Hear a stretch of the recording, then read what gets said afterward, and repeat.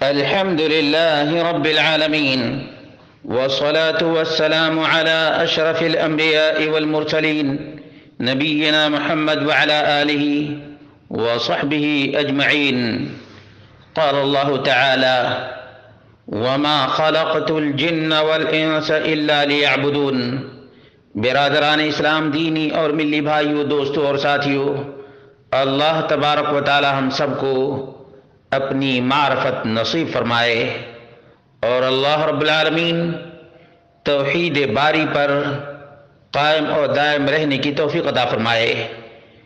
سوال یہ تھا کہ بندے کے اوپر سب سے بڑا فرض اور سب سے بڑا واجب اور سب سے پہلا واجب کیا ہے؟ پہلا فرض یہ ہے کہ بندہ اپنے خالق اور اپنے مالک اور اپنے مدبر کو جانے۔ فما اول واجب على العبد اول واجب على العبد ان يعرف ربه وان يوحده جل وعلا، يعرف ان الله عز وجل هو رب هذا الكون، يعرف انه هو الخالق المالك الرازق المدبر، انه هو الاله المعبود المستحق وحده للعبادة، وأن له الأسماء الحسنى والصفات العلى، ليس كمثله شيء وهو السميع البصير۔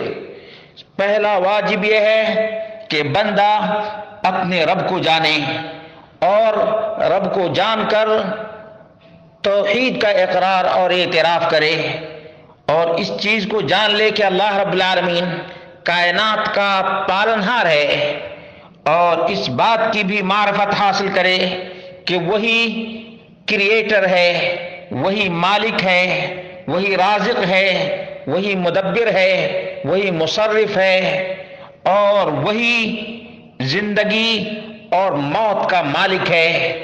جسے چاہتا ہے زندگی دیتا ہے، جسے چاہتا ہے موت کے منہ میں ڈال دیتا ہے، اور یہ کہ وہی معبود حقیقی ہے جو حقیقی عبادت کے لائق ہے۔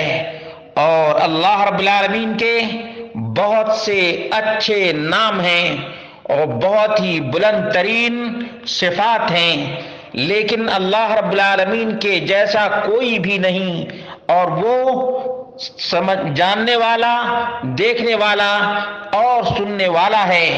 سورۃ الشورى آیت نمبر 11۔ اول واجب على العبد ان يعرف ربه وان يوحده ان هذا هو الغاية من الخلق۔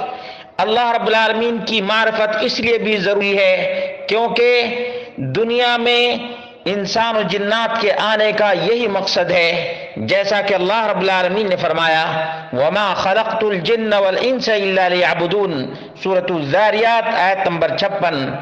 الا لیوحدونی بالعبادہ، اس کا معنی یہ ہے کہ انسان اور جنات کی تخلیق کا مقصد یہ ہے کہ اللہ رب العالمین کی وحدانیت کے گن گائے اور اسی رب کائنات، خالق حقیقی اور مدبر الکون، رب السماوات والارض ہی کی عبادت اور بندگی کرے، کسی بھی مخلوق کی، کسی بھی کریچر کی عبادت اور بندگی نہ کرے۔ اللہ رب العالمین ہم سب کو یہ فہم عطا فرمائے اور اپنی معرفت نصیب فرمائے، تاکہ دنیا میں جب تک رہیں عزت، رفعت اور بلندی کے ساتھ رہیں، اور آخرت میں اللہ رب العالمین ہمارے لیے جو جنت تیار کر کے رکھا ہے، ہم اس جنت کے مستحق بن جائیں اور نار جہنم سے نجات پا جائیں۔ وباللہ التوفیق۔